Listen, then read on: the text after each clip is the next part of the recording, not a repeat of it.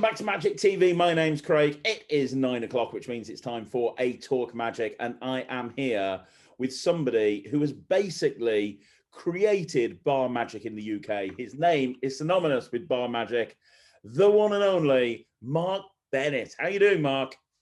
I'm good. I'm not Keith, by the way. A lot of people have decided because I've gone COVID bald and grown a beard, although I haven't got rose-tinted glasses, I'm not Keith. It's me. It's Mark Bennett. There he is. Thanks for having me. I really appreciate it. Thank you. I'm so excited to get you on the channel because, and I mentioned this to you just before we started filming, so many people have asked me to interview you, and rightfully so, because you have done so much in the magic community in the UK. You've given so many people their big break and helped so many magicians. It's incredible what you've done, and I want to delve into that whole story. I should say, at time of filming, we're just kind of hopefully coming out the pandemic, and I know that you're very busy getting ready to relaunch, so thank you so much for finding time to do this, Mark. I really appreciate it. No, I do appreciate it. It's nice. I've been in this industry for 30 years. I know many magicians and few magicians in some respects. So I've always kept myself, and I think when I first opened a magic bar, the first people who ever walked in who were magicians said, "Who the hell is Mark Bennett?" And I was just like, who cares? We're here to do magic. That's what we're here to do. We're here to entertain. Let's just crack on. Who cares who I am? Let's do it. So yeah. So thank you very much. I appreciate it. No problem, because this is, I want everyone here to find out who Mark Bennett is. And we're going to start at the very beginning. And I want to hear about your origin story. How did you get into magic? Was it your typical uncle pulls a coin from behind your ear when you were knee high to a grasshopper? No. Obviously, when I was as a kid, everyone did magic. Everyone's done magic as a kid. And then obviously then you grow up and you just dump that boring crap. And I was working for a company called DSD, who was a simulation company in the 80s, late 80s. And I was on a day release, and I was sent to Southampton sixth form college, which became a polytechnic, but so it sounds like I went to a university, but I didn't. I went to a sixth form college on a day release, and I met a guy called Simon Virtue, still a magician today, and he was in. And I was allowed to do one extra class, and I was allowed to do drama other than what I was on the day release for. And I wanted to do drama. I really wanted to do drama. And I met this guy called Simon Virtue, and he was a magician. And he showed me in the rectory Out of This World. And it blew my mind. Absolutely blew my mind. I could not believe it. My granddad had shown me a magic trick, with a coin or whatever, but that it didn't matter. It didn't matter. He showed me this Out of This World. And I said, tell me, I'm not going to tell anybody. I'm not going to tell anybody. I swear I'm not going to tell anybody. Just show me. And he did the classic magician's line. He says, go away and learn a trick and come back and show me that trick. And I'll see if you're interested in learning magic. So I did, but I picked up the Royal Roads of Card Magic. So I picked up that book in a few weeks, learned about 4 tricks, went back and I said, oh, look, I've got this one, Poker Player's Picnic. Got this one, got that one. There's my phalanges. That's my phalanges. I know what I'm talking about. And he was just like, right, no one's ever come back. And he was a little bit shocked. He's like, oh, Christ, that normally makes people go away, not actually come back. And I was like, no.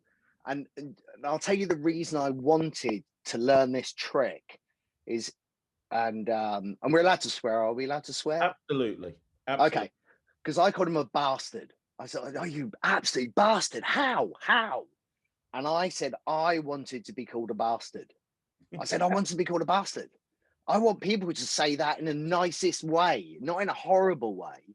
And I wanted to get that from from people, and he said, well, look, do you know what? You've shown me some tricks. It seems you're interested. I'm happy to show you the trick, but you're going to kick yourself when you know. You're going to kick yourself. And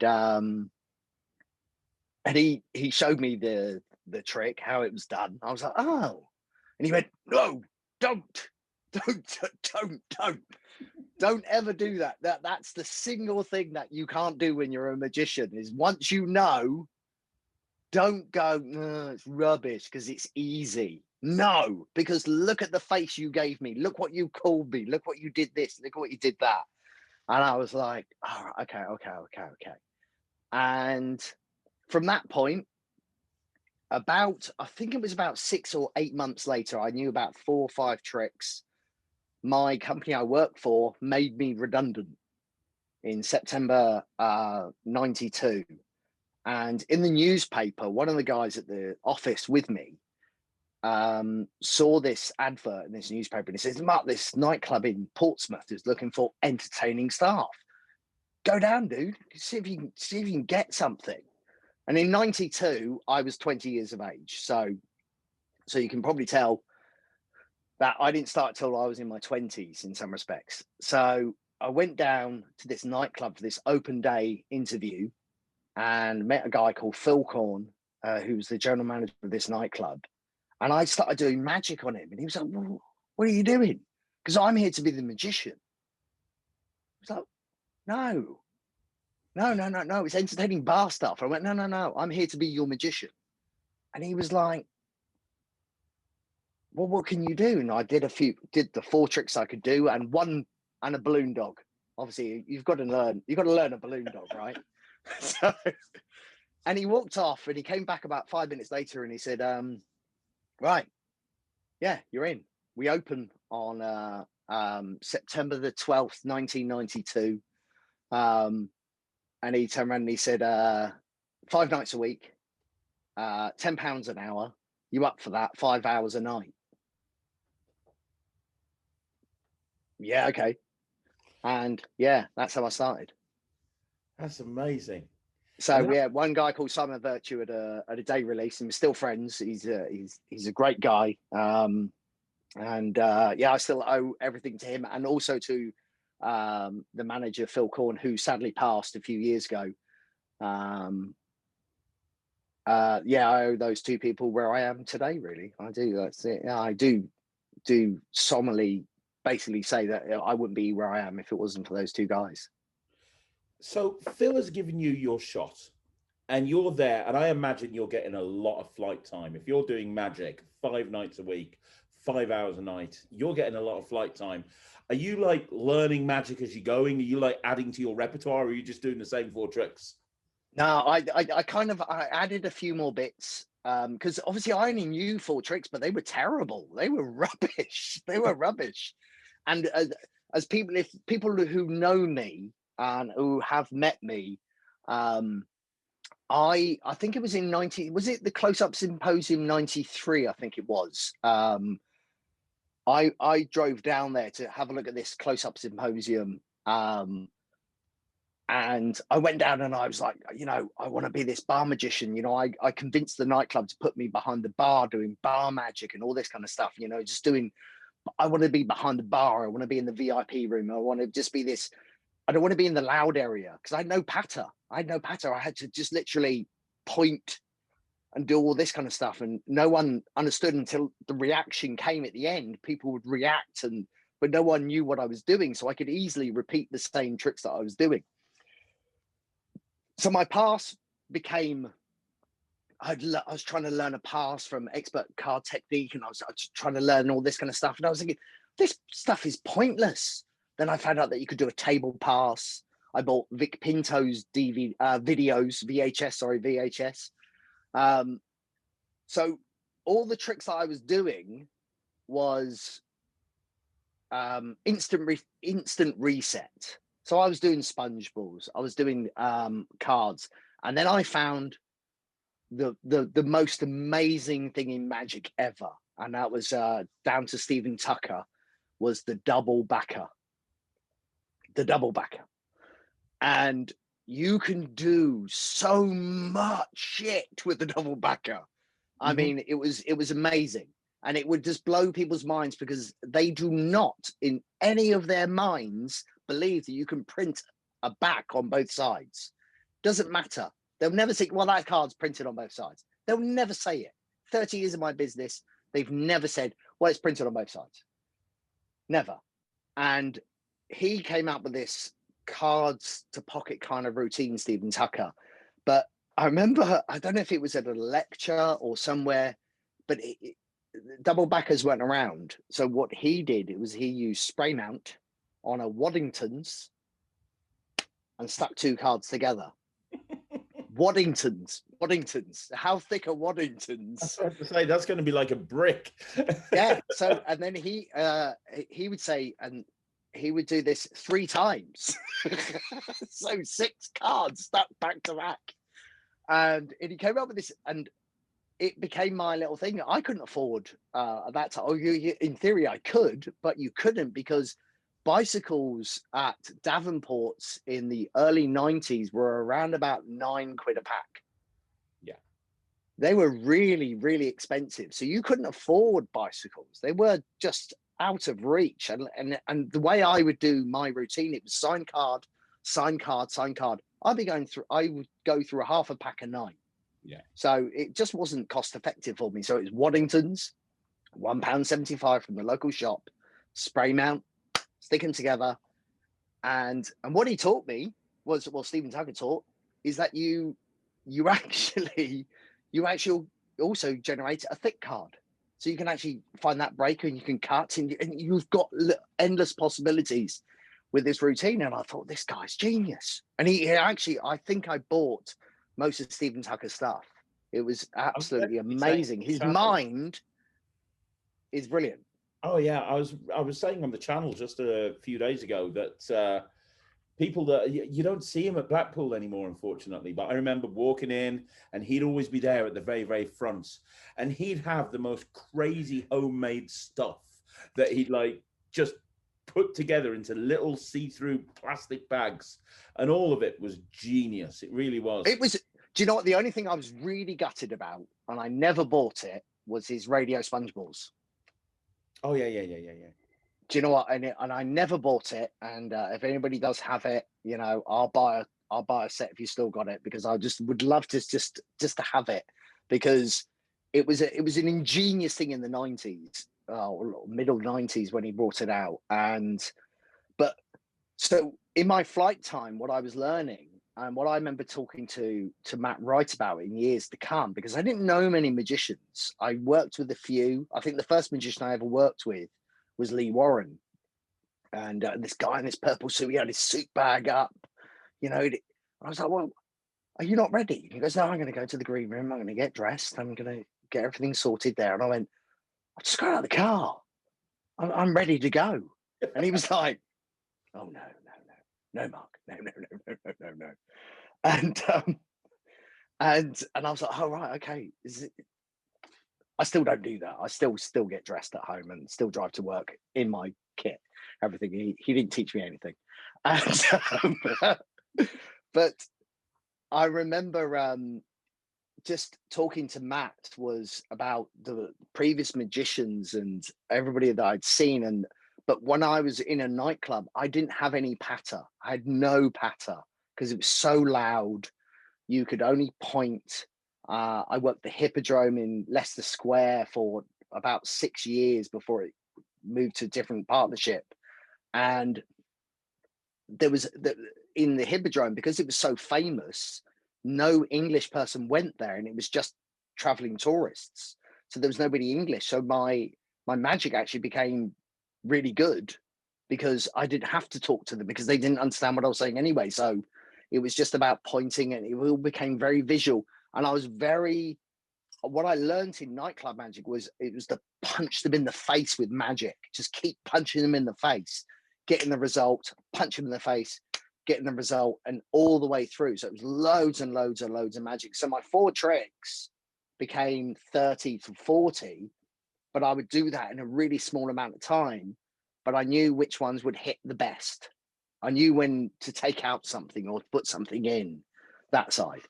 I don't know. I might have rambled off a little bit there. No, I totally understand. I did knuckle down, but I knew which ones hit the best. Yeah. So I took 6.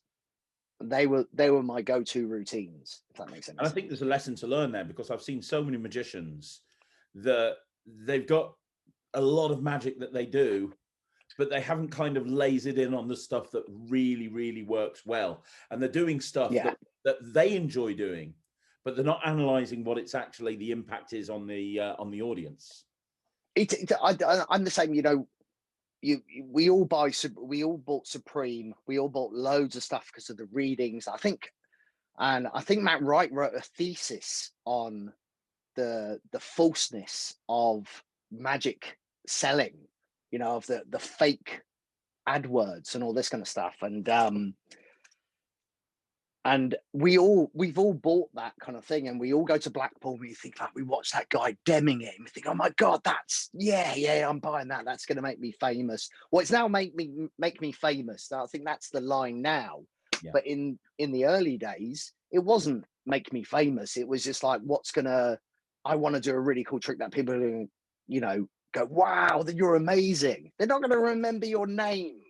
You're going to be the magician that did this trick. That's it. They're not going to remember your name.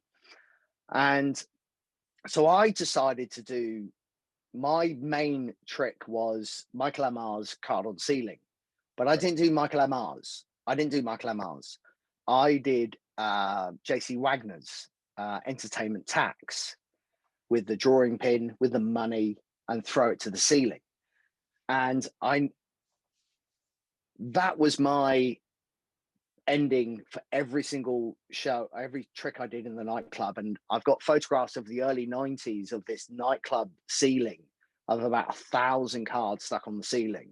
And then behind the main bar, there's cards of Barbara Windsor, Phil from EastEnders, you know, all the EastEnders people, all the people that used to come and visit nightclubs are all behind the other side of the bar with their picture of my card stuck with their name by their picture. And every year, every 6 months, they would remove the cards, and then I would start again because there was just no space. And I would just constantly do card on the ceiling. And I did that for years. I did it with a drawing pin, not wax. Drawing pin. Had to be a drawing pin. I just could not. Until years later, I started working on with the wax side of Michael Amar and putting it on my button and, you know, that kind of stuff and working it away. But I couldn't work with that, opening the tin. And yeah, it just didn't work for me. I just wanted to do, I used to put a drawing pin on, put the elastic band round and just say to somebody and say, you know what this is? And they would go, like, what's elastic band? He goes, no, it's a Catholic Durex. And then put the drawing pin on the top. He goes, just touch the top of that. And they would touch the top. He goes, do you feel a prick? Every time I'm giggling inside because I'm just like, oh, it's just everybody does it. But then I remember at one point when Daniel's, you know, it became really popular that he was wearing a stirrup. I used to have these drawing pins that have the plastic top on. So I would just turn around and say, well, do you know who this is? And they were like, no, I don't. He goes, hold on. And I just peel off the plastic bit a little bit and then just move the plastic top against Paul Daniels and just knock the top off.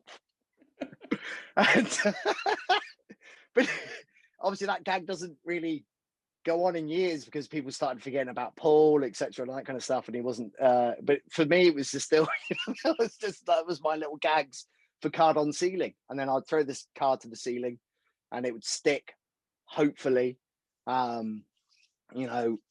And because I didn't do the wax, I'd get to a venue and go, oh, that looks like concrete.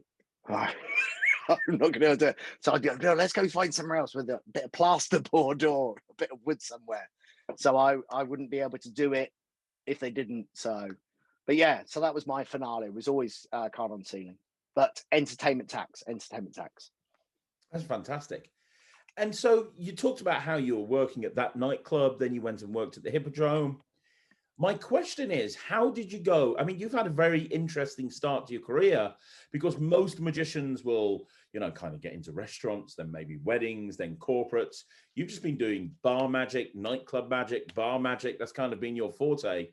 How did you go from there to owning your own bar? How did that come about?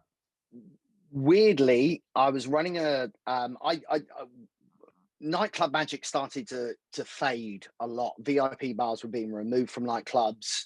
Entertainment at the midnight hour was being removed. You know, I remember meeting Mark Oberon 30 years ago, and he was one of the nightclub acts that would work in the nightclubs, and I was walking around doing close up, and we became good friends, and we would always meet up with each other at different nightclubs and see each other. And then this little midnight hour was removed. The VIP bars were gutted and work dried up for me.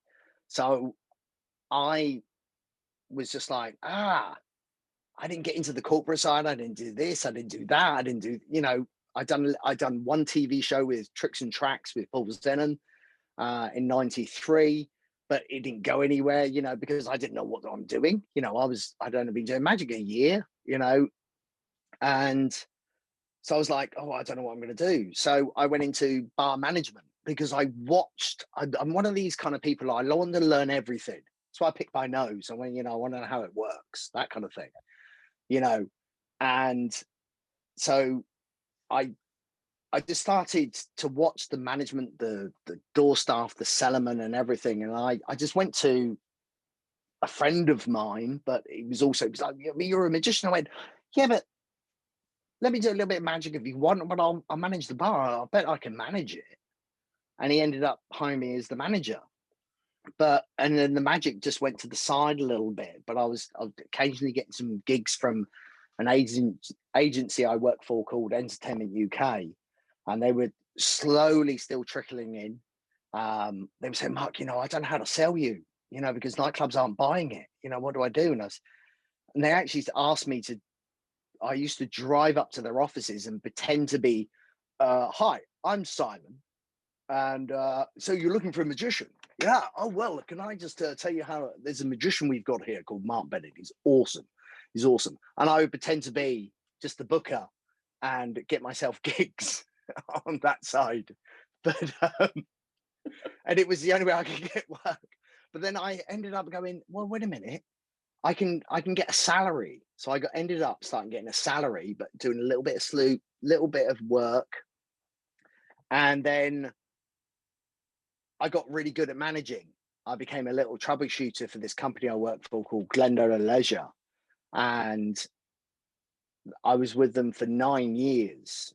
And I was managing there from a super club in Leicester Square to Birmingham Broad Street Irish bar, which was in theory my final bar I worked with them, because I'd given them ideas about this bar 3 years ago. And then when the bar was starting to really turn and it was just like, it's not going to work, I said, you're 3 years too late. We're just not going to, we're too late. But in this time, a Red Bull competition came up and they turned around and they said, sell as much Red Bull as you can. We know the figures that this bar did year before. You double it or triple it, we'll take you to Austria and we'll take you skiing. And I was like, I'm fucking having this. I'm having this. So what I did is I took my little bit of petty cash that I had from the bar and I bought these little petrol drink dispensers. They look like petrol pumps, but they had a little tap on them. So I bought about 15 of them. And what I said is I said Red Bull racing fuel on the banner. Mm. First one was leaded. Then I had unleaded, which was sugar-free.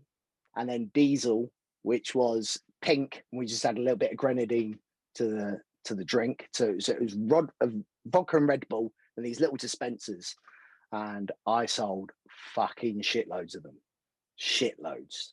And they came back and they went, who gave you this? Where did you get this idea? Because they actually nicked it and actually Red Bull 2 years later started selling these Red Bull these dispensers off my idea. But they, true to their word, they sent me to Austria. I went skiing, and I met this guy called Jeremy Millins, who was running a club in London. And as soon as I got to this Austrian bar, typical magician, what do? Start doing magic. And I jumped behind the bar. This was my best thing I ever did. For me to get beer or to get free bar, and I mean a major free bar, was to say, guys, do you mind if I just jump behind the bar just for 2 seconds, and then that's it. My drinks are free for the rest of the night. Pulled me to one side afterwards. He goes, so what do you want to do for the rest of your life? I goes, magic bar. And he turned around and he goes, well, what's a magic bar? And I said, I've got a business plan. And I'd written a business plan already before then. And just turned around and said, right. And he goes, well, that sounds interesting. He goes, do you mind if I email you the business plan? It'd be great for another person to have a look over it. You know, is it wrong? Is it not going to get me anywhere? You know, be nice and honest opinion. Month later, I get an email from Jeremy saying, could you come to Manchester? I want you to have a look at this bar for me, just to have a little look. Drove up, got the train up to Manchester from Cheltenham and where I lived. And he walked in and he says, this bar here, this really long bar, that's yours. That's your magic bar, by the way. And let me go and show you the nightclub, 3,500 capacity nightclub beneath. And I was like, what do you mean? He goes, that's your magic bar. You know, you were talking about a magic bar? That's your magic bar. And I was like, wow. But the only reason you're going to get this magic bar is if you help me manage the nightclub as well. So you've got to run the 3,500 capacity nightclub, but I'll give you a magic bar. And in 2006, I opened up the first ever magic bar. Well, I believe, you know, a full commercial. We are a magic bar. We're not a restaurant that does magic. We are a magic bar. And we opened up pure magic bar in 2006. Then I closed the fucker in 2007. So hang on, let's not gloss over that one. Why? Let's hold your horses there, Mark. What happened in that year then? Like, why was it closed within a year? Because you've just got to the point where, you know, you've got this business plan. You've been wanting to do this for a very, very long time. You've got the experience doing it as both a manager of bars and also as somebody who works in bars as a magician. You've got everything you need. 12 months later, it's closed down. I'll tell you what happened. No disrespect to Jeremy. The company was owned by Virgin. I didn't know this at the time when I signed the contracts, etc. And I moved from a very lucrative company that I'd worked for 9 years. I'd given that company, Glendola, many opportunities to say, look, I've got a good concept idea. I think this is going to work. We need to do this. And they just wouldn't go for it. So when Virgin, in theory, gave me the money to open up the magic bar, what happened was the bar was 80 capacity, full stop. You could probably get 40 people at the bar, and I opened it up as a Mullica style bar. So the middle section of the bar was the performance area, and then service either side. So the guy in the middle wouldn't affect anybody from serving or getting anybody a drink. So I brought in Sam Hurst, Andy Burtwell, Matthew Wright, Alex Fisher. Oh God, I should have written these names down. And to name a few. And we opened it up, and we were doing what we felt was good money. We were taking 8.5, 9 grand a week for an 80 capacity bar. We were like, this is amazing. Yeah. And they wanted 15 grand a week. And I just said, look, you know, there was an issue with the nightclub next door, which was in theory mine. They wanted to put the queue outside. They had to queue outside the front of the bar. So that reduced numbers of people trying to get in. We didn't know how to do this. I was trying to give them solutions. And it started becoming a little bit like, they want to fill the 3,500 capacity. That's where the money is. Fine. Do you know what? I've had a good run. I've remortgaged my house. I've bought a bar in Bristol. Good luck. I'm off. And oh, right. Okay. So did they carry on running that bar after you left? no, they couldn't. So they left. They tried. No, they tried. They tried everything they could to get back up to the 8 grand. They didn't. It ended up being empty. So 12 months later, after opening up Illusions, I went back to the same site, spoke to Jeremy and said, I'll rent the space off you again. And I opened up Illusions Magic Bar Manchester and started taking 8 grand a week again. We'll get to that in a minute. We're fast forwarding here because we've just opened it. You've remortgaged your house. I mean, yeah, that's a fucking risk. I mean, yeah. You know, you've just kind of basically told them to shove it up their arse, and you've put everything that you own into opening a bar in Bristol, which I'd only seen once, and I think I'd worked about 5 times in Bristol, and I thought the place was in a completely different area, and I'd seen it once, and then I'm one of these. I'm a weird person really, because I love planning something in my head, and then I'll draw something and I'll put the layout and I'll see somewhere, and then I'll go, well, what if I did this, and this? And I think I put the image up a few times where I thought half of Illusions was going to be a seated area.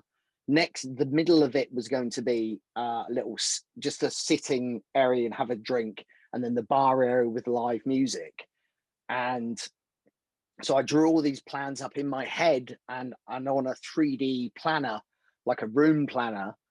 And when I got there again and I bought the place and I'd signed the contract and this, I went, oh, shit. Yeah, those measurements were wrong, weren't they? That's not going to work. It's not going to work. And I was like, right, okay, let's just rejiggle it, and we'll do something else.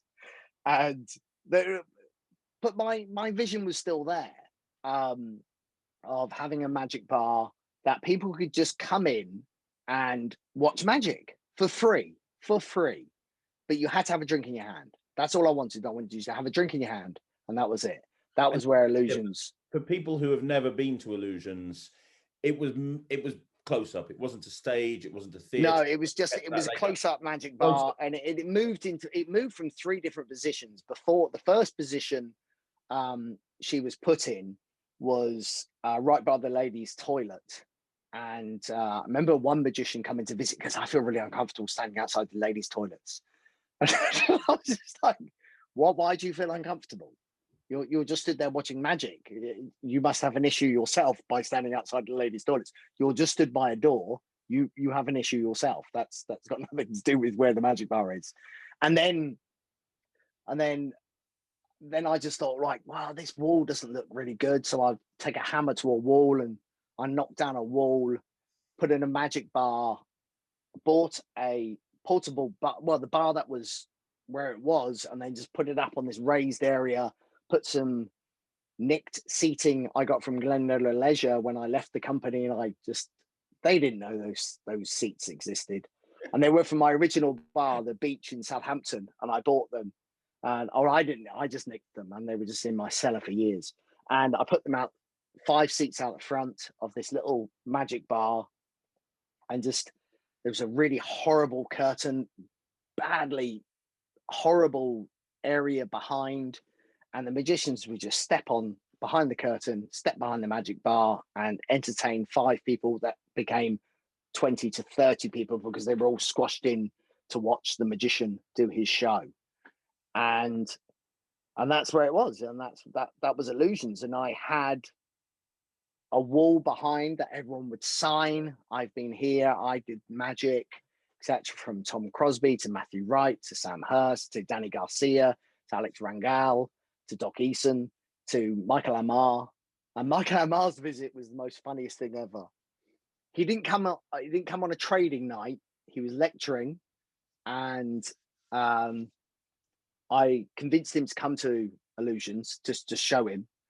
And he came in and he goes, well, Good bar. Wow, that's amazing. Thanks very much for inviting me. This is nice. Like, because what this bar would be here without you, Michael, because of, and I pointed to the book, The Aspen Bar Magic, you know, written by yourself.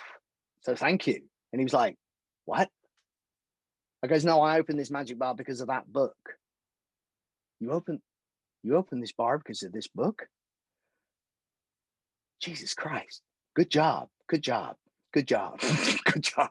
It's just like, you're looking at me like going, you're mental. You're absolutely mental. He was just like, good job. No, you're an idiot. This kind of stuff.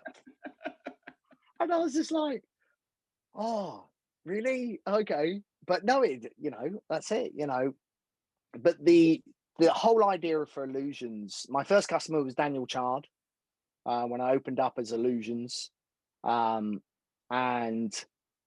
he wanted to work the bar. I couldn't because he was too young. I couldn't allow him to work, etc. He was, but he would. And then when he did, he learned.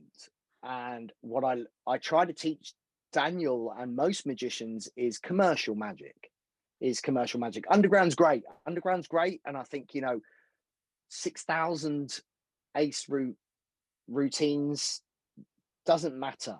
You know, it doesn't matter. I could follow the best card guy in our bar just straight after him and just do a very simple routine and get a better reaction from them. And I said, look, it's about entertainment. It's about, plus it's got to be good magic. It's still got to be good magic, but it's got to be entertainment. And the guys that every single magician that came to me was, I would take from me personally, when I used to have 40 tricks, when I was punching people in the face with magic, but I knew 4 of those were my best. Yeah. And that's what I wanted to get from them. I say, bring everything you can to Illusions. If you came to do a guest slot at Illusions, was bring everything. And we will watch every single trick that you do, and we will knuckle it down to say which ones are the best for you. Yeah. And so many magicians would come down and go, I've got this one, this is my best. And you would just see people going, bored. Yeah. So we would just knuckle it down for them. And I think that's something that's important. And I think that in this day and age, you see it more and more. Magicians that kind of learn magic and become professional magicians, and they focus on the technique. They don't focus on the entertainment side of things. And I've been to gigs, multi-magician gigs, and I've watched other magicians, and technically beautiful, absolutely beautiful. But you can just tell that the people watching are just bored. Yeah, it's when I watch my guys, or when anybody that came to Smoke and Mirrors, and you know, or sorry, to Illusions, I would always turn around to them and I would just say, look, just show me your best trick and show me you need 3 openers, you need 3 closers, and doesn't matter what you put in the middle, doesn't matter. Just put whatever you want in the middle. The stuff that you're working on, put it in the middle. Just put it, the stuff that you're trying to knuckle down and you're trying to get that reaction. I think it was a guy called Chris Campos, I think it is, came to Smoke, and he had never done a tabletop of 10. And he goes, I don't know how to work them. I just don't know how to work them. And I goes, well, this is a tabletop. What I'm trying to teach you here at Illusions is trade show. That's what I'm trying to teach you here is almost like a mini trade show. What you're doing is you're entertaining the people at the front, but you're talking to the people at the back. Yeah. Because you want them to come forward after you've entertained the people at the front. So you want to get them involved, but not massively involved. So I would say, so what you're doing is when you're talking to the person in the middle, let's say that's your first person that you want to talk to, and he's going to be the most attentive, or she's going to be the most attentive, you want to also get that person at the back, because they're going to sit down after them, and you're going to sell them something else. And so how are you going to do that? It's asking their name. Who are they? What are they? You know, you don't have to start off with straight away with mind-blowing magic all the way through. You know, you need to make sure that you are hitting it on the nail. And if they're not interested, move your direction to the other people, you know, because you're not going to make that sale. You're not making that sale. And the same with the table of 10. You know, my my thing I learned on corporate tables, because I'd never done them. When the first time I ever got booked for a corporate room was I saw an empty seat, and I just sat down at the empty seat and said, "Oh Jesus, what have I missed? Did Barbara win the award?" And they were just, people would just look at me and go, "What the fuck are you doing? Why are you sat here?" And I was like, "Do you know what? I'm in the wrong room. This isn't. I'll tell you what.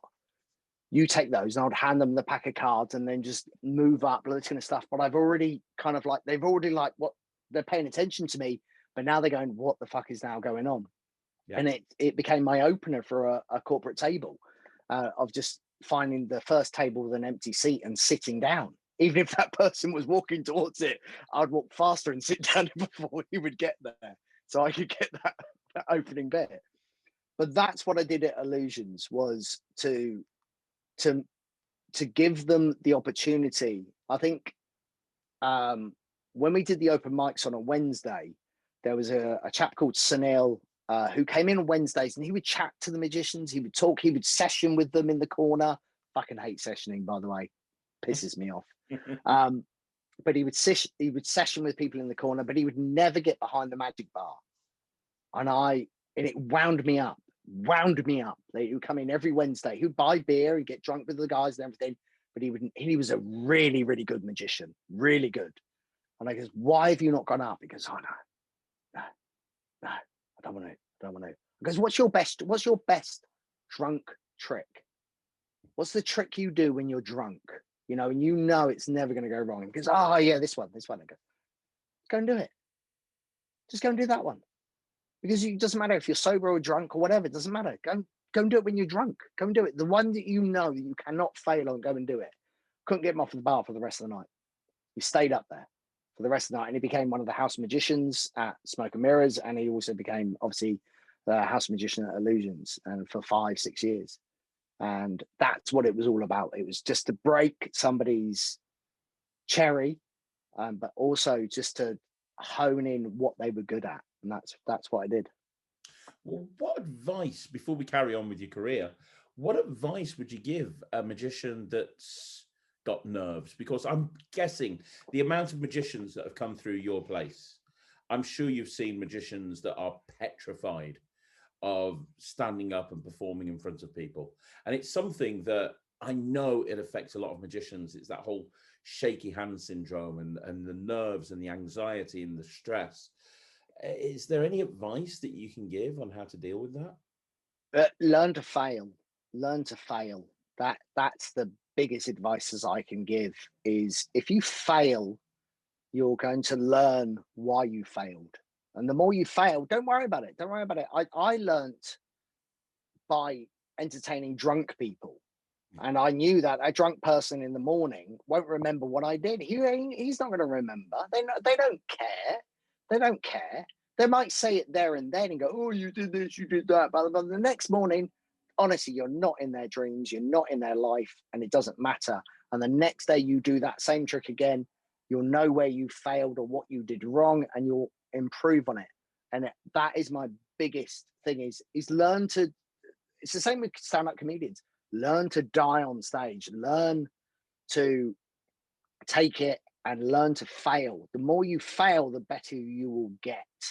Because if you don't fail and you think you're just every person says, "Oh, you should be on television, you should be on Britain's Got Talent, you should be on this, you should be on that," you're not going to get anywhere. You've got to be terrible to learn. And that's it. I think a lot of magicians are scared to perform in front of magicians. And Illusions, we used to have a lot of magicians that would come in and sit there and watch, etc. I'm a good, no word of a lie, some people who didn't know who I was and they were coming down for an open mic, I would just go in and sit on the corner and have a beer and watch the magician. And then somebody would then say, "That's Mark, the owner." And then they would fall to pieces. "Oh my God, that's Mark Bennett. Oh my God, oh, it was fucking terrible." Because you know what? You were great. You were fine. Yeah. A magician is if they've got a pint in their hand, especially in my venues, if they've got a drink in their hand and they've bought a ticket, they're a customer. They're nobody else. That is it. And that you don't have to impress them. You just do what you do. Yeah. Do not let a magician intimidate you ever. And I've thrown a lot of magicians out of illusions who have tried to intimidate other magicians and say, oh yeah, your pass was shit. I saw your pass. I saw this. I remember one guy. I remember one guy. He was just a bit of he had a nice pack of bees, and he was trying to show tricks in between magicians. And I was like, bees, bloody hell! But you don't sign them, do you? They're not a signed card routine pack of cards. And I watched him, and every time the magician would finish or in near the end, he would try and show somebody a magic trick, and he was trying to be a little bit of a cocky idiot. And I just ended up going, and I had a little quiet word and goes, look, keep the magic to yourself. If you want to, you can speak to the magician, and if he's quite happy, he'll let you walk behind the magic bar and do a little set yourself. So just let him have and speak to him. And no, he didn't do that. So I then went, right, next magician who finished, I said, look, I'm going to get up. And I said, look, dude, I've been seeing your cards. He goes, you've been fantastic. Jump behind. And he goes, oh my God, really? I was, yeah. Jump behind. You listened to everything I said to you earlier, didn't you, about being respectful? And he goes, yeah. I goes, great. Can I see your cards? Took his cards, took the cards out of the box, threw his cards out into my bar area. And I said, you didn't listen to a word I said. You were very disrespectful. Go and pick up your cards and get the fuck out of my bar. Woo!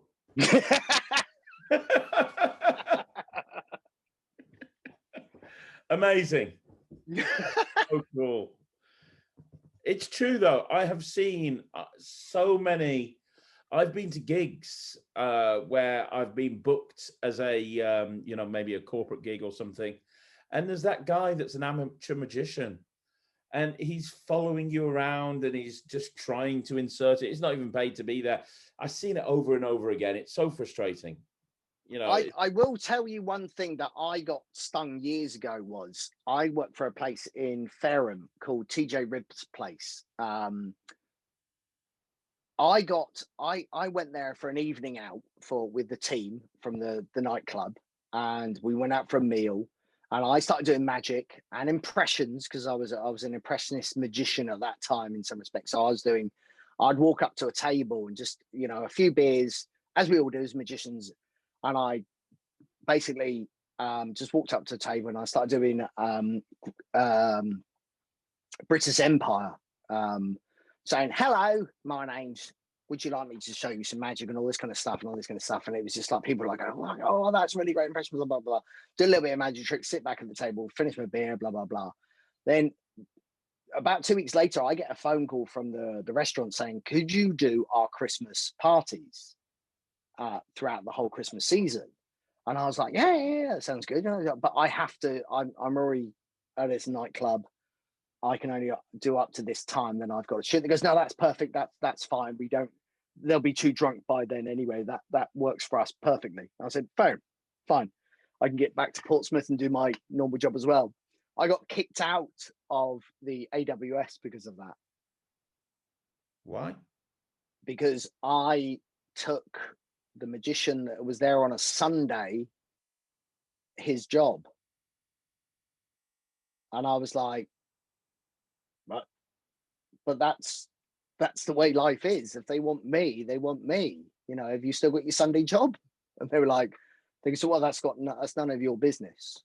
Have you still got your Sunday job? And I was just like, well, I went in for an evening, dropped my business card because they asked for it, because I was just on a night out. I wasn't looking or touting for work, but it's what I do as a magician.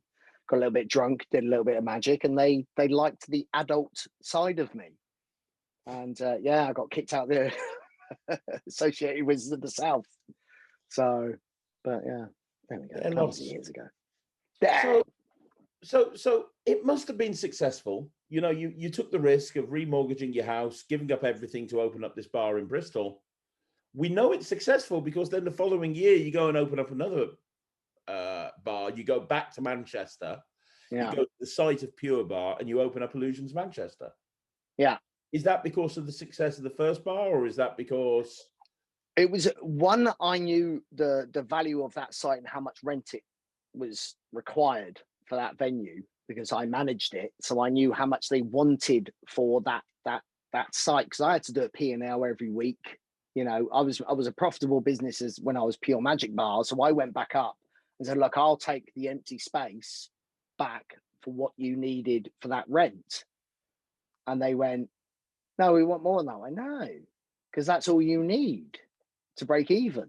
You know, not make any money, but at least you've got an operating space, and you know, and you're making a little bit of money, but not much. But at least you know you're operating, and it's an open room.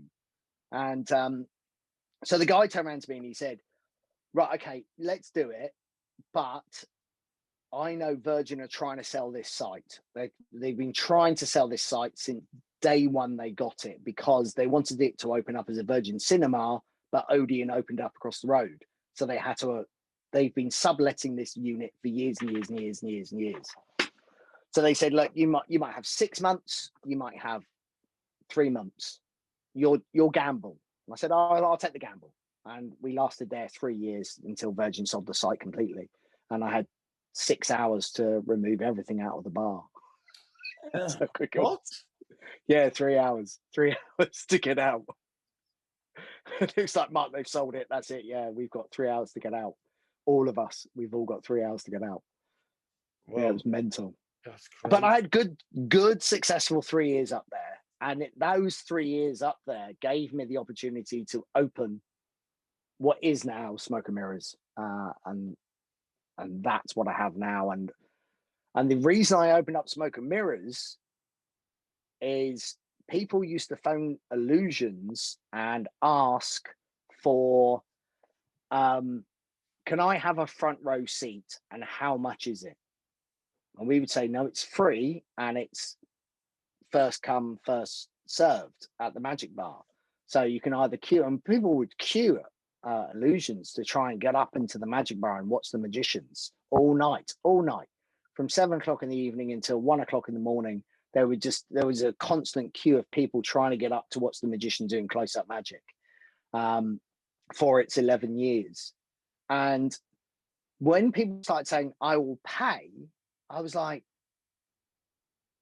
really? Well, I don't think you understand what we do, but of course they don't understand what we do. This is the first of its kind. They don't understand what it is. So I saw a bar that I approached years before and they wanted money. And I said, I'm not going to give you any money. So I ended up going back to them again and saying, look, I want to take this on. So they gave it to me for free. We both invested £50,000 each into the venue. I redeveloped the site again, only an 80 to 100 capacity venue, but I knew that's my number. And I created this jazz style nightclub in the back of the pub, and Smoke and Mirrors was born.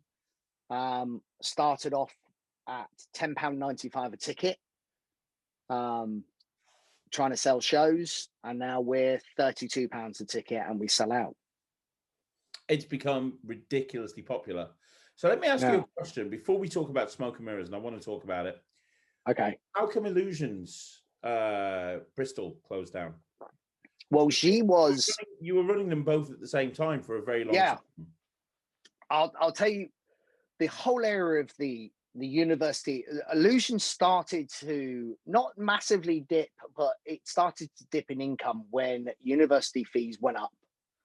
Because what we used to see at Illusions was January, when students used to come back, banker mum and dad, grandma, and all those kind of people used to give their grandchildren money to go back to university after Christmas. So they would have loads of this money in their pocket to go out to enjoy themselves. And 4 years ago, maybe 5 years ago, when they increased the fees up to £9,000, mum, grandma, who are helping to fund their children's university fees, that extra cash started to dwindle. There was, instead of £100 to be given them, they were giving them £10. So their money was going down, their rent was going up, their food was going up, their fees were going up. So going out was a little bit more. It's always been a student market of like, well, I'm going to get tanked up before I go out. We used to have people coming into Illusions, walk up to the magic bar, and some nights, the magician hadn't seen. We've been open 7. Nobody would come in till 10 o'clock. And the first person who would walk in, the magician's been twiddling his thumbs and practicing his pass and his second deals and all this kind of stuff. Somebody would come in, walk straight up to the magic bar. The magician would do 20 minutes of magic, and then they would walk out, not even buy a drink. And I just walk up to the magician and they're going, "You're not free. I'm paying you." What the fuck are you doing? And as Doc says, it's get the fucking money, GTFM. And so I would say to the magicians, say, look, you've got to make sure there's a drink in their hand. And then we put these rules on the bar top. So, don't be a dick, make sure there's a drink in your hand. We're not free, etc. Enjoy yourself, have a fun night, enjoy the show. So anybody who sat down had to have a drink in their hand. People behind didn't care because they'll want to watch the show the next time. They're going to go and get a drink. And so sales started to dwindle, and I was just like, right, I've got 1 more year left on my lease. Right. Or 2, I think it was about 2 years left on my lease. So I spoke to the brewery and said, look, if I find you somebody who's going to take on this site, this has become more foodie area. Students are dropping off like flies. If I find you somebody else, can I vacate? And they said, yeah, sure. If you find us the person, we'll just swap over the lease. We'll give you back your deposit, and you can move on. And that's what happened. Really, it was sales dropped, but she was alive till the end. And I think it was Colin Skinner was the last magician ever to work the bar at Smoke and Mirror. Illusions Magic Bar, and he didn't know because I did, but I had no heart of telling him that's you're the last person until said you were the last person to work. Well, it really is the end of an era. I mean, so many, you were giving an opportunity to so many close-up magicians. I mean, we spoke off camera. One of my best friends in magic is Nemid Phoenix, who you've given so much work to now. It's absolutely ridiculous because I used to remember trying to give him gigs, and he's like, no, I've got to go down Bristol. I'm doing Illusions. I'm like, okay. And before that, obviously, he was the manager of Manchester for you, wasn't he? He was, yeah, he was. And Nemid is, as we all know, is the most miserable bastard in magic, but he is also an awesome magician. And my funniest story of Nemid was when we did Bar Magician of the Year at Illusions. I thought I'd try something to try and get the PR up of the bar a little bit more, saying that this is the UK Bar Magician of the Year. Nemid went on. We had John Archer judging with Matt Edwards, and it was our anniversary day that we were doing it as well. And they were the star judges, but we also had normal people judging. Nemid came out, did his little set, and as he walked out behind the curtain, didn't turn his mic off and just, well, that was fucking shit, wasn't it? Oh.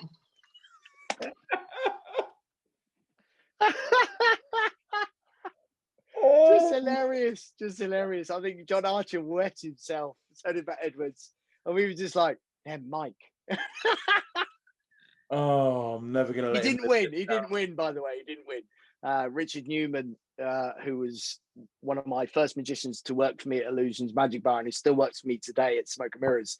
Because I remember the first time he ever walked in, he was a kids entertainer, but he wanted to learn more about close-up magic. So Richard came to Illusions, and he started doing this magic trick, and he goes, he put his props out on the table, and he goes, right, I'm going to turn my back, and I want you to point to something, and I'm going to turn back round, and I'm going to tell you which thing you pointed at. And I was like, okay, all right. So he turned his back, and I nicked all his props and just put them in my pocket. And as he turned back round, and I said, rule number 1 in Magic Bar, if you're not in control of your props, don't turn your back on the audience. And he's never forgotten that. And I will remember the day that Richard Newman swore on my magic bar. He would never swear, and then one day he let rip, and I was just like, oh, my boy's made it. My boy's made it. He's now officially a bartender, a bar magician. Sorry, a bar magician. But Yes. all of my magicians, from Tim Stracy, God bless his soul, they were all close-up magicians that I took down to Smoke and Mirrors and made stage magicians. And I think, as we all know, I think a lot of magicians would go, God, never go back to close-up. You know, once you've got this little platform that you have and you can stay there and you don't have to go and do close-up, you're like, oh my God, I can just do 35 minutes and I can get paid this amount of money and this is great, that kind of stuff. But it's very hard because there's no platforms for them. But I have this platform. I have this platform for people. I was going to say to that, you know, I love, you know, I'm a stage performer more than anything else. I love doing stage magic. And one of the reasons I do is because I've talked about this on the channel before, but when I perform on stage, I can grab the audience's attention and then take them on a journey for 30, 40 minutes, however long I've got them. With close-up, I go up to a group of people. They can be the best audience in the world. They could be giving me David Blaine style reactions. Within 5, 6, 7 minutes, I've got to go over and win another group of people over and another group of people. And you and I have both done those events where there's 1,000 people in the room and you're there for an hour. And it's like farting into a wind tunnel. You're making no impression there at all. You may as well have not have been booked because no one is going to, you know, whilst you walk on stage, they're going to remember you. You have made an impact on that event. It is. I got my promo video, which Matthew Wright made for me. I asked him, I said, look, I want a promo video that is me. And although it doesn't suit me now because I've gone completely COVID mad, or with a bald head and a big long beard, I said to him, he goes, are you sure you're not going to get any work? Because I don't care. I have my own theatre. I don't care. If people want to book me, they want to book me. But I want them to book me for me. And my promo video is me being me. And I got an email the other day saying that we would love you to come and do our wedding on May 22nd. And I was like, oh, it's my opening weekend that I get to open my own theatre again. I'm just like, but I'm going to charge you money that I don't want to, you know, I know you're not going to pay. So if you're going to pay it, I'll do it. That's fine. But it was then I read the bottom of the email and it said, by the way, Barbara from accounts is in our party and all this. And I was just like, yeah, I'm not going to charge you what I was going to charge you there because you've watched my video. You want me, you've seen me, you want this person that you want. Because if you've never seen it, if you go to standupmagician.com and look at my promo video, I just finish off with the line. He goes, who's the dickhead now, Barbara? Is my ending line. And I just thought I don't think anybody's ever gone down a route of being honest. I'm me on stage. I'm not a different person. I'm completely me. I'm very sarcastic. I'm not horrible. I don't pick on anybody. I have fun with them, but my sarcasm is strong. I'm very sarcastic. I am in life, and I always have been. And I just think I don't want to be anybody different. And if you don't want to hire me for that, that's fine. You know, I've done well. I've been in the business for coming up to 30 years next year. It'll be my 30th year. And everybody that's helped me through this journey, I remember their name. I remember what they taught me, and I would never forget them. And that's what I find a lot of magicians forget is their journey. They just think, I've made it, I've done it, I don't need to worry about it. I'm not going to talk ill of Kieran, but Kieran got that buzz and we fell out big style, Kieran Johnson and I, because I gave him the opportunity with Russ Stevens with RSVP Magic. and he became very popular and massively popular, and he's got an amazing mind. But we fell out because he wouldn't remember his roots, and I was just like, don't forget your roots. And we've now, years later, he's gone, yeah. And he now he tarnishes other people who don't remember their roots or don't remember their this, and he don't remember that. And then goes, well, no, you should have done your research. You should have done this. You should have done that. And I'm like, I wonder where you got that from. So it's like a friend of mine says, you can't skip the steps. You can't. And you'll meet him on the way back down. I remember the guy that gave me my job on Paul Zenon's show Tricks and Tracks. Jason Garbett was the associate producer on this show. And I remember leaving the nightclub the night before, finishing at 4 o'clock in the morning. And I had to drive up to London the next day. And I thought, well, it's just no point sleeping, no point, getting undressed or going to bed or whatever, because I know I'm going to oversleep. So I had a few drinkies, etc. Had a little chat with the guys, and then drove up to London the next morning. And I got up there and I did my audition, and this guy walked out and he goes, I've never seen an audition like this before in my life. I think you've got it. And then he went, shouldn't have said that, because I don't know if you're going to get it or not, because it's not my choice. But I've never seen our producer or director laugh at an audition before. And I was really lucky to get that little break. And I know a lot of people turn around and go, but Mark, your impressions are all you tree.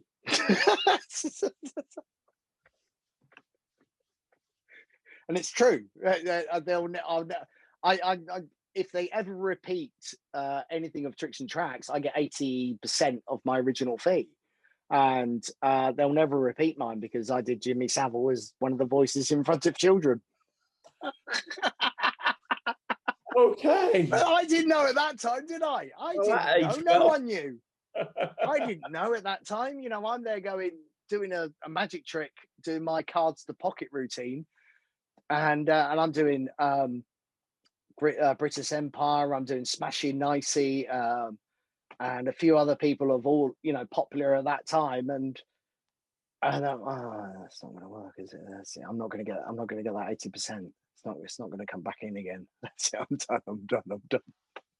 Oh my gosh, that is hilarious. It has been an amazing journey. It really, really has. I think when Noel called me from Noel Britton called me to say that he had promoted me to AIMC for the work that I did as for Work of Magic was really, really, I tears my eyes, because it was really touching, because I've worked really hard. I'm not a magician's magician. I really am not. I never have been. I like magicians that I like. I get on with magicians that have this kind of the same frame of mind. I don't invent anything. I have my own stuff. I buy tricks. I try and come up with it as my own style as much as possible. But what I'm very good at, and I feel I am good at, is when I see magicians working material that doesn't suit them. And I just say, stop wasting your money. Stop wasting it. And when I'm walking around Blackpool, I spend most of my time finding magic, not for me, but for the guys that are working my theatre, and looking for stuff, go, that's you. And I think Richard Newman, I bought him Alex Axel's Rubik's Cube in the paper bag. Great routine. And I bought that for Richard, and I said, look, hey, just pay me back when you can. And 2 years later, he paid me back in full. And then he said, oh, by the way, there's 200 quid. When you go to Blackpool next week, could you have a look for something else for me? That's awesome. 200 quid budget. And I was like, hey. Well, here's a question. You've worked with so many magicians, and you've taken them from somebody who's very green to absolutely smashing it on a nightly basis. So I have a couple of questions. Now, the first question is, you talk about performing on stage, and I mentioned how much I love performing on stage. Do you have any advice on how a close-up magician can become a stage magician? you know, we've both talked about how amazing it is being on stage. How do you Well, go through that process? Well, there's 2 points, isn't it? It's either a parlor or stage. Now, stage, I couldn't, 1,000 people. I've done 1,000 people comparing for somebody, and I've done the routines that I do in my own place. But what I've always turned around and says, if you've ever done a corporate table for 10 people, and you've entertained that whole table, and you've got that one trick that you can do that whole table, you've got 5 minutes, you've got 6 minutes, you can do to 24 to 48. It doesn't matter, because what you're going to be doing is when you're on stage, you're only in theory talking to the first 2 rows. That's it. But you're also talking to the people at the back. Same thing as the magic bar, is you're working to the front, but you're playing to the people at the back. So the routines that you have, if you do a table and you're doing a chop cut routine, or you're doing a cards of pocket routine, it's going to work. It's going to work for them, but you need somebody on that stage with you. So that person who is you're doing that trick to at the table, that's sitting around a table of 10, and you're doing that one card trick, but then you're showing everybody else. You just need to take that person from who's sitting up onto the stage with you, and so they can gauge that reaction from that person that would be sitting. And then the rest of the people are going to react to their reaction, not anybody else's. It's going to be reacting to them, but what? No way. And then you can turn around and show that card, make sure you're using a nice parlor deck or whatever, that they can see what you're doing. So it's just making what you have in your close-up just that little bit bigger, and it won't take much to adjust it. It won't take much. So if you're asked to do something big at a wedding, don't say you can't, because you can. You have something in your repertoire.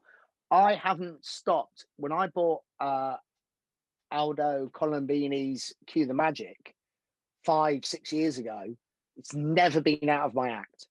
It's been in my act every single. I've added little bits to it, and and changed the start of it, etc. But it's in there because it's a different routine all the time. Yeah. But the close-up side, I do.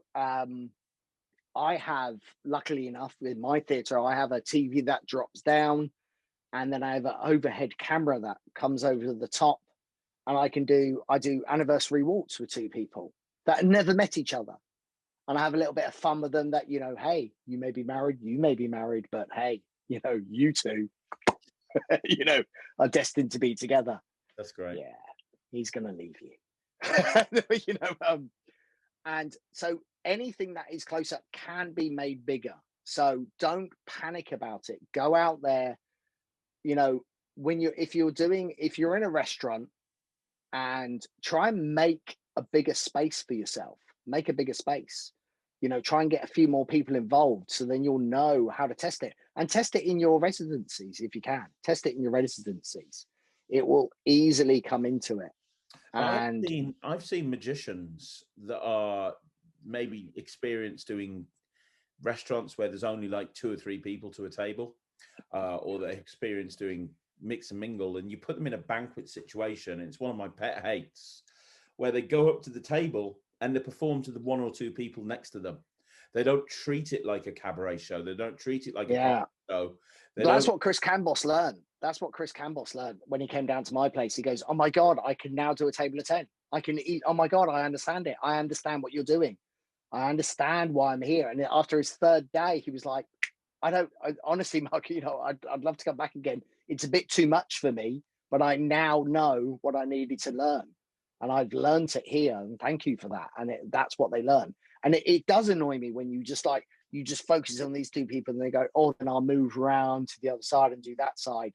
And the only way you can learn that is when you don't have enough time to do 2 sides of a table, and you've got to move around that banquet of 100 or, of 50 tables, and there's only you on your own, and you've got to "Oh my God, I got 50 tables." I go, "What? You're on your own? Can I go on the stage?" "No, you can't go on the stage." "I've got a great routine I can do on stage. I can entertain everybody." "No, you're not doing it. You're not doing it." So for me, I learnt, and I know Magic Sam does this a lot, and it was Sparks. What's his name? Sparks with the napkin routine. I call it the world's strongest man, where you just have the paper napkin, and you've got the little bit at the top and the big bit at the bottom, and you scrunch it all up, and it becomes really tiny. Jay Sparks, I think it's Jay Sparks, the old bullet catch guy. Yeah. And I did this for years at tables. You know, I because you could tell I worked the posh dues, because my tables had paper napkins, not cloth.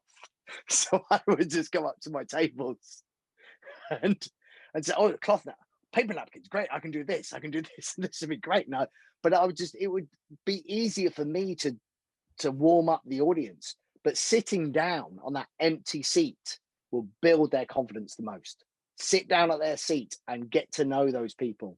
That is the best way you can do to generate a bigger audience, get to know them, get fun with them. That's great advice. That really is. And one more question. You mentioned about trick selection, and you are really good at working out what tricks people should do. Any advice on that? Because let's be honest, one of the things that we find in magic is we spend so much money on shit that ends up in our bottom drawer that never gets performed. Do you know what? I still do it. I still do. I still buy stuff. I remember talking to Alan Hudson before we got locked down, and he was doing a set of mine, and we both kind of said it almost at exactly the same time. We bought the watch steel bag it goes down your sleeve. We both bought it. Yeah, so it's down, and we both bought it. And he goes, "So why did you buy it?" And he goes, "Because I just thought it's in my bag right now, because I know at some point I might use it. It's going to be there. It may not be, but I know at one point I might have to be told this needs to be, or can you do something like this?" And it's there. So that's where the frame of mind starts coming in. For me, it's one of those ones of, don't do, obviously we all look at Bill Abbott and we see Bill Abbott stuff, and that stuff's worked. It's worked. It's going in comedy clubs. Other people have used it. He's worked it off other people, and it's moved and moved and moved around. And if you want any confidence in using magic, go for the tricks that aren't brand new. Go for the tricks that that have been worked. It's worked. I personally, when I'm watching a magician on stage and they want to do something really, really fancy, but they are so sarcastic all the way through, and it goes, you can do it, but you need to adjust it to suit you. So we'll have to rewrite it completely. But I like it like this. It goes, but then you're taking this big dark humor all the way through, and then you're telling them to shut up, pay attention, because you want to do some fancy magic, and then go back to this dark humor again. So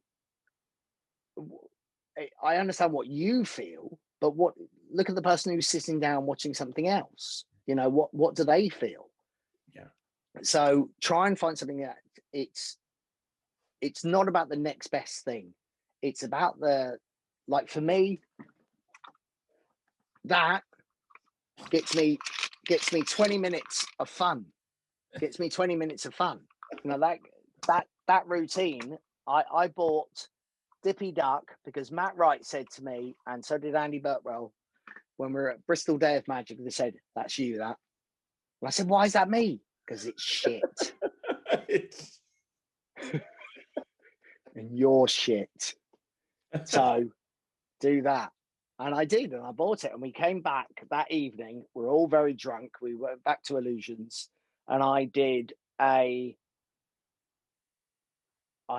impromptu Sam the Bellhop with the duck.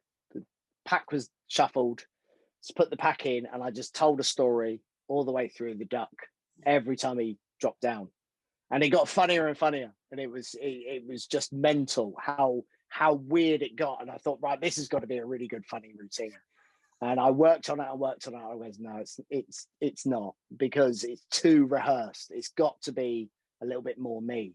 So then Dippy came into a little bit more the Peking duck gag and all this kind of stuff. But what I ended up having was just getting everybody in the audience joining in with the duck, and just basically getting them cheering and shouting and screaming and swearing as much as possible, so the whole audience was there for the duck.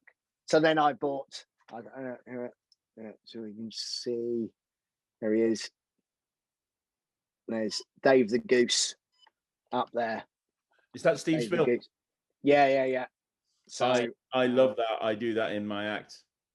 I've been working on, there we go. I've been working on Dave the Goose for about 4 weeks now. He's got some electronics in him. He's got some stuff of talking to Matt Wright as well, and Tom Wright, and all of us have different ideas. And well, I'll tell you something that I interviewed Steve Spill on this channel. Yes. He's not actually not gone up yet. I'm editing him, but he dropped, I spoke to him about the goose, and he said something that he held back from the routine that he did for years to close it. So rather than just having the prediction thing, in his case, he had a load of golden eggs, and in each one was a playing card. I think he equivoked down to the court cards. Jesus. So he'd have this whole routine, and at some point he'd have them name a card, and then at some point he had a reason to go back to the case, and he'd steal the relevant golden egg, and then he'd come back and he'd say, of course, this is a magic goose, and you know what magic gooses are, they lay the golden egg. And he walked out into the audience and he dropped the egg from the goose into their hand, and he said, by the way, what was the card? And they opened it up, and inside there is the card they named. Nice. I like it. And no wonder he hid that. Yeah. Now Tom Wright's got an ending.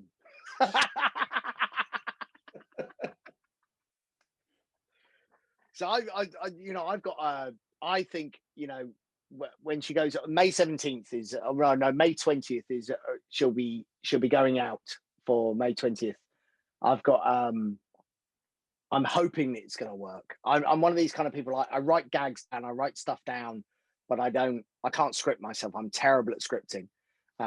So when I go out to do the show, I know where I'm going to go. I know where I'm going to end, and that's it. And I don't know where it's going to be in the middle, and I'll just try and hopefully remember it at the end on that side. But I'm quite good at ad-libbing, and my material will write for me. And I think I remember hearing John Archer is kind of almost similar, that he finds it very difficult to scribble it down. He will scribble the idea down, but to try and write it, it's tough. You can write the gag, but where does it go in? You have no idea. And I've just got pages and pages. I have this thing called the Remarkable digital notepad, and I just got these just scribbles. This is a digital notepad of just bits and bits of just talking about Dave and all this kind of stuff, and all the way through. So every time I think of something, I'll just scribble it down, and he's there, and he's digitally marked, and he's good. And then I'll go back 3 months later and go, oh, that's a pile of shit. Well, here's a question, Mark. Before we wrap all this up, I want to ask you another question. Obviously, Smoke and Mirrors has become very, very successful. Like you said, you started off by charging £10 a ticket. You're now charging £30-odd a ticket. It is the place to go in Bristol. Obviously, over the course of the last year, it's been very challenging for you. But like you said, things are opening up, and for the first time in the last year, things have looked things are looking positive. What are you wanting to achieve moving forward? Because you've done so much. You've literally set the bar when it comes to magic bars in the UK. Are you wanting to open up another close-up magic bar? Are you wanting to have a chain of Smoke and Mirrors? What is it that you're wanting to do? What's on your magical bucket that you haven't done? have you seen the Chicago Magic Lounge? Yes. Oh yeah. Oh yeah. That's what you want. That's my original idea for in my business plan was my magic bar was going to be called Prohibitions, and it was going to be during the daytime. It was going to be a newspaper shop, and I've still got the business plan printed out, etc. But it was going to be a paper shop during the day, and then you would then this, and it was a tiny little paper shop. It was one of those little London West End ones, just the magazines on each side. So during the day, it was nothing. It was tiny, just a tiny little, just a pick up go kind of shop. And then you would walk through into Prohibitions, and into Prohibitions, you would walk into this big, massive 1920s style theatre or 1930s kind of style bar area. Upstairs, the balcony were fun casinos that you could gamble, have a bit of fun, and then the tables would turn and close when the main show would come on in the bottom. So that was always my idea. And then when I saw Chicago Magic Lounge open up, I was just like, oh, Jesus Christ. Yeah, nice. So nice. The 652 Club was just genius, what they did.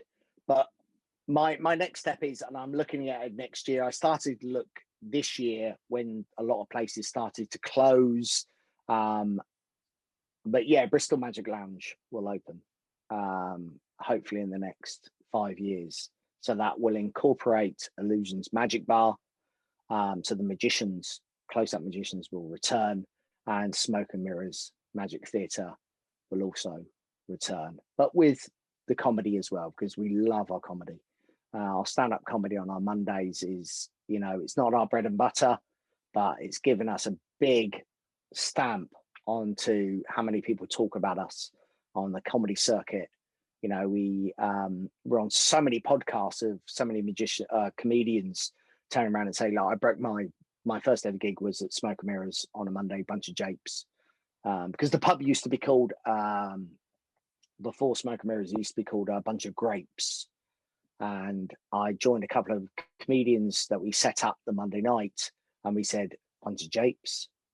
So we kept the honesty of something else. I think Mark James said, why don't you call it Joke and Mirrors? And I did turn around to him and said, it was because it was John Richardson, Russell Howard, and Mark Olver. It was those three guys' first ever gig. They first ever gigged in my venue before me, pre me, but they both did their first ever stand up in my bar. So we thought, bunch of japes, yeah, let's keep it as that. That's amazing. That's brilliant. And for anybody that's watching this that's based in the UK, how can they get on your radar? Because throughout your career, you've been giving people shots. You've with Illusions, you were every week bringing people in and really making them better close-up magicians by getting them into the venue. And you've been doing that with Smoke and Mirrors. Ever since Smoke and Mirrors have opened, you've had your core group of magicians, but you've also had a lot of visiting cabaret acts as well. For the people that are watching this that want to start performing on stage and they want to perform at Smoke and Mirrors, is there a process to go through? How do they get on your radar? Well, if you've already got an act, just send me an email, mark@magicbarsleisure.com, to send me an email, or at the Stand Up Magician, just send me a tweet if you want on that side. But if you've already got one, if you don't have one, I want to restart our open mic comedy magic night, or magic night. We tried it a few times, and magicians just kept dropping out. Oh, I can't do this, I can't do that, and it annoyed me. Of like, well, why you can't? Oh, well, I can't do it because my daughter's doing this and doing that, or I can't do that because of this, because of that. But I'm just thinking, but in reality, of course, they've got scared and they're back. Yeah, and I'm just like, you have 5 minutes, and I get angry in some respects because I see a lot of magicians, or it's a lot of comedians on a Monday night that travel 200 miles for 5 minutes and then travel all the way home and then get up for work in the morning just to test their 5 minutes. And magicians, we want to get paid to test our material. And, we passed the hat, we tried it many times. But I want it to become something that is, you do this, you're going to get a spot. You're going to get a spot at the #1 entertainment venue in Bristol. We're rated #1 on TripAdvisor by our previous guests. We're above, a multi-million-pound, charity that has the SS Great Britain, etc. All these other companies, we fought to be the #1 venue, to be at the top. We're above the Hippodrome, for fuck's sake. The Hippodrome is opposite us. It's a 3,500 seater, and we're thousands of leagues ahead of them on being the best entertainment venue. But we are a magic venue, and I'm here to help. I'm a harsh bastard. If you spoke to Matt Wright earlier on a previous podcast, and he's an arsehole in some respects when he wants to be, but he will tell you the truth, and it's the truth for your good. And I've taken that from him. When I started comparing, I'd never compared in my life. I asked Noel Britton to come down, and Noel critiqued me. He ruined me. I didn't want to do it. I didn't want to do it anymore. So what's the point? What's the point? But the end of the banter and the pushing and the shouting at each other, he was right. He was absolutely right. I'm here to help. If you feel that you've got an act that you want to push forward, I can see what's good in you and what will suit you, and I'm good at that. Rodney and Salou is fantastic at this. He's helped out so many magicians on this front, but for his side, he's a little bit more. He knows how to fit it into his show, but also to make it that they can take that part away from his show and put it in and do it on their own. Yeah. But he will make it fit. His part is he'll put it into their show and go, right, that's in our show. But then you can take that and put that somewhere else if you want. But for me, I'm going to help you build an act, and you're going to have an act that you can take anywhere. I think a lot of magicians, we put music in all of our shows, and the reason we put music in our shows is because of the bar noise. But weirdly, when I've taken it elsewhere, it actually enhances the show anyway. Really? And I'm like, wow. Well, how weird's that? Because I don't have any bar noise. People are actually being really quiet and they're watching the show, and I'm enjoying it and this kind of stuff. But the audio still works, because if you want any quiet time, that audio just takes it all the way through and just makes them listen a little bit more. Yeah. And I think a lot of magicians don't think about music in their act. Musicality. No. Something. No, I didn't until I thought, shit, you can hear the guy clinking the glass and people shouting in the bar and applauding the close-up magician. So I thought, well, we need to cover that up. So we did, but it works everywhere. And lesson learned from just by having a noisy, busy venue. And how can people support you? Because obviously there's a lot of people watching this from around the UK. There's a lot of people watching this from around the world. As the world opens up again and people are going on holiday and they're coming over to the UK, and all the UK guys are doing staycations and traveling over to the Bristol area, how can we support you? Can we buy a ticket? What can we do to support you? You can buy a ticket, but you can buy a ticket. I say to every single magician, you can buy a ticket. Do me a favor, just buy a fucking drink. Because the ticket money goes to the magicians, the bar needs the money as well. So every time you buy a drink, it goes to my bar staff, goes to all of this kind of stuff. Obviously, the ticket money pays for some of the bar staff, but it's a separate business. It's a separate business. So don't come in and buy a glass of fucking water. Buy loads of Cokes, that's fine. I make a shitload of money on that. That's fine. But I own both. And I want them to balance each other, and they want to look after each other. So come to smokeandmirrorsbar.com /tickets if you want to come and see a comedy night. It's on a Monday night, and we have Edinburgh previews. I don't know going to happen this year. I don't think so. I don't know if they're going to be able to fit it all in. But they're normally Monday, Tuesday, Wednesdays. And then Thursday is a one-man show, either myself, Richard Newman, hopefully Dan this year. Fucking, he better pull his fucking finger out. Because he's got to get his one-man show sorted. He's not there yet, but he's almost there. And then Friday and Saturday is our House Magicians Comedy Magic Show, which is two magicians. Just tonight booked Paul Martin back in. Because I think I owed him most, because I think I cancelled him 6 times. So Paul Martin's back in. But I am rebooking everybody that I cancelled last year or the year before. I don't know what fucking year we're in now.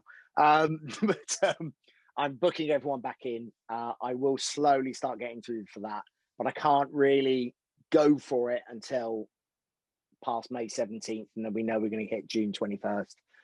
Need that June 21st date to kick in. So, and then we can go back to normal and just start cracking on, because 2020 would have been I would have, turned over just under $500,000. Sorry, not $500,000, under $1 million. Wow, that's amazing. Yeah. Well, a lot of money lost. Absolutely. But you know what? You've come through We've all done it. But we've all done it, though. I think that's the only thing I'm not pissed off about, as in more than anything else, is because if it was just me and I was the only venue that was closed down, I'd be seething. But we've all gone through it. The $3.5 million that didn't get paid, all those people. I made some funny little, Boris videos and all that kind of stuff, and Rishi Sunak stuff videos on my Facebook, and it's for all those people that we've all gone through it, but we are going to get out there. We are going to do it. We all adapt, and we have. I've adapted as much as I can, and I will say this. And I know a lot of people go, "Well, they haven't helped," but they did. The government did fucking help. They helped a fucking lot. My bar staff, my manager, and quite a few other people have survived and stayed out there and kept their job and kept money in their pocket all the way through this. And, $3.5 million got fucked over, but a lot of people got looked after, and I'm really proud of what they did. I don't think anybody else would have done anything else. I think they would have all done exactly the same. It's been a difficult year, and it's impossible to do the right thing, because there's always going to be people out there that are annoyed and unhappy, and you're never going to please everybody. No, not at all. And just get back to it. That's it. It's great. The weather's beautiful at the moment. All the beer gardens are doing fantastic business, as they should do. I know a couple of bar friends of mine. They've never taken this amount of money ever at this time of year, just with half their venue, and that's just the outside. And we're all learning. For me, I know when I reopen, we're keeping table service. We're not going to stop that. So that means an extra employee, somebody else will be employed at my venue. So I've gained, somebody's going to be employed more at my venue, because somebody's going to be working my floor and taking orders all the way through the night, and just making sure, because I know for me, I love someone to bring me a drink. I'll spend a load of money. If they're going to bring me a drink, bring me a drink. I don't want to get up. So I'm that's one thing we're going to keep at Smoke and Mirrors. So if you come to Smoke and Mirrors in Bristol on Denmark Street at smokeandmirrorsbar.com, you can meet the hostess or the host, and they'll take you to a seat and they'll leave you there for the evening. And you can either watch the close-up magic from the magicians that we have from local, grab yourself a drink, then take you through into our secret theatre for a comedy and magic show that you'll never forget. Thank you very much. Good night. What an amazing pitch. What an amazing pitch. What a perfect way to end the interview. Absolutely. Thanks very much, dude. Interview. Mark, it's been a real pleasure talking to you. It really has. I meant what I said at the beginning. You have done so much. There are more magicians that are performing at a very high level in this in the UK right now because of you than anybody else. I mean, the amount of people, it's true, the amount of people that you've given a shot to, that you've given a chance to, that you've helped improve, you know, it's just amazing. It really is, which is why I wanted to get you on the channel, so that anybody who didn't know you got to find out just how much of an impact you've made in the magic community in the UK, and you really have. And on behalf of everybody who's ever stepped foot in one of your venues and worked there or drank there or whatever, thank you. Seriously, thank you. And no, thank you, Craig. I do appreciate it. Yeah, seriously, and please continue to do what you do, and we will definitely. Oh, I will do. I do. I will. I will. I love it. I love it. And more magicians that come to me, please come to me. I'm here to help. Although I'm a miserable bastard, but I'm here to help. That's it. And anybody watching this, please take that. Please take that opportunity. If you want to take yourself to the next level, reach out to Mark. Absolutely, 100%. I'm going to put the details down below. Leave a comment as well. I'm sure Mark will see them. So leave a comment down below. Mark, one more time, it's been absolutely amazing. Thank you so much. And yeah, guys, I will see you again tomorrow with another 3 videos, 1 at 2, 1 at 6, and 1 at 9. Thanks very much for watching. Take care. Bye, everybody.